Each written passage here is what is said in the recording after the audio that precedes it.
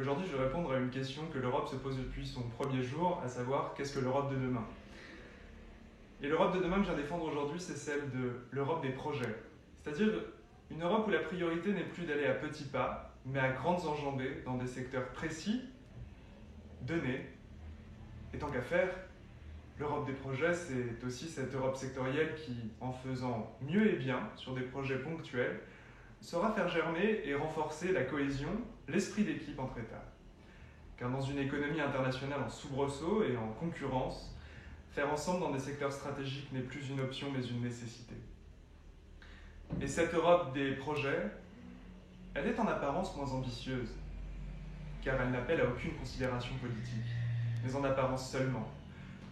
Car elle est peut-être au contraire plus ambitieuse, car le concret met le principe, et d'ailleurs l'ensemble des principes, au pied du mur de la réalité des faits, de la réalité des moyens et de la réalité des ambitions. Cette Europe de demain, celle que je viens défendre aujourd'hui, c'est celle de l'Europe du projet spatial, qui est un des projets cruciaux de cette Europe de demain. Il est souvent galvaudé de défendre son secteur comme étant celui de l'avenir, mais quitte à ne pas échapper à la règle, autant que je m'y plie. Car au fond, il faut l'avouer, l'Europe est un vieux de la vieille dans le secteur spatial. Je ne vais pas remonter jusqu'au IVe siècle avec l'invention du principe de réaction par Archytas de Talence. Je n'ai que 3 minutes de vidéo. Mais restons quand même sur le grand boom du spatial. Vous savez, celui qui, à peine cinquantenaire, celui d'après-guerre, se fait déjà appeler All Space. Celui où l'Europe a su créer des mastodontes, a su oser se lancer dans la course spatiale, avoir une politique cohérente, une politique coordonnée et surtout une politique coopérative. Et l'Europe de demain n'a pas fini sa course dans le spatial, car arrive désormais un nouveau paradigme, le New Space. Vous savez, c'est ce spatial plus rapide, plus concurrentiel, plus privé, peut-être moins coopératif. Fruit sans doute d'une accélération généralisée du temps, mais ça c'est une autre histoire. Dans le New Space, celui qui est incontournable aujourd'hui, l'Europe doit se doter d'une stratégie spatiale et propre. Propre au sens avec sa propre identité, sa propre coopération. Comme c'est ma vidéo, je vais demander à l'Europe de ne pas être un Rastignac céleste, tout en étant moi-même un genre de Rastignac qui se permet de suggérer la stratégie spatiale à tout un continent. Mais s'il faut des ambitions, autant qu'elles soient mal placées par l'auteur de la vidéo, mais qu'elles soient bien placées pour l'Europe. D'ailleurs, c'est sans doute un point que partagent les ambitions avec les satellites, c'est que mal placées, elles ne fonctionnent plus. Mais revenons-en à la stratégie spatiale européenne. Cette stratégie spatiale européenne, pour moi, elle doit reposer sur 3 piliers. Le premier pilier, c'est une identité spatiale forte. Car dans un New Space concurrentiel, où la course en solitaire devient une tentation forte, l'Europe doit maintenir un élément clé, qui est à la fois celui de son identité, mais aussi celui de la manière dont elle fait fonctionner le spatial en particulier, l'art de la coopération. Notre agence spatiale européenne est une belle agence, qui ne doit pas se voir dépossédée de ses compétences ou de ses projets, parfois par quelques ambitions nationales exacerbées. L'Europe peut et doit se maintenir sur cette voie, certes plus longue, parfois ankylosée de lourdeurs diplomatiques et administratives, de la course ensemble.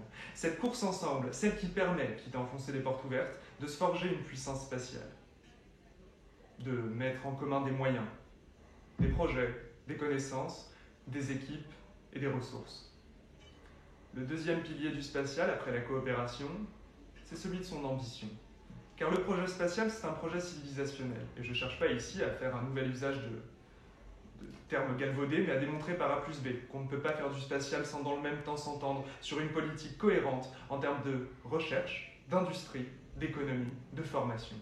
Car le spatial en amont et en aval appelle à quasiment tous les corps de métier.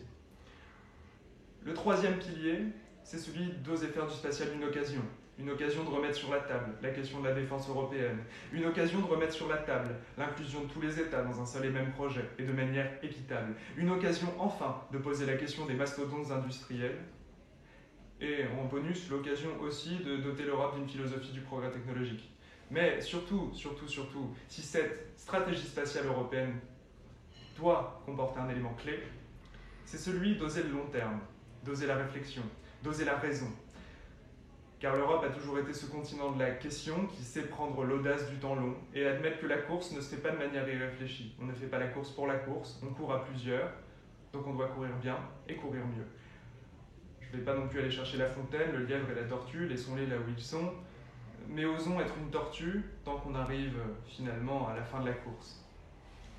Enfin, le projet spatial, je le répète, par son ambition et les moyens et le spectre large qu'il demande, fait d'une Europe à projet sectoriel une Europe de cohésion pragmatique et cohérente.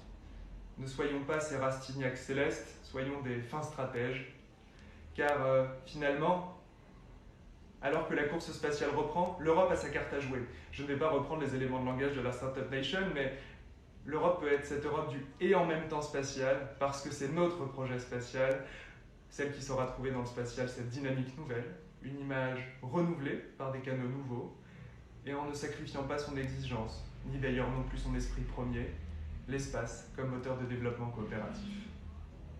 Alors acceptons d'être des tortues tant que la course est rationnelle et laissons les lièvres dormir tranquilles. Ne soyons pas, je le répète, ces Rastignac du spatial, agissons avec raison.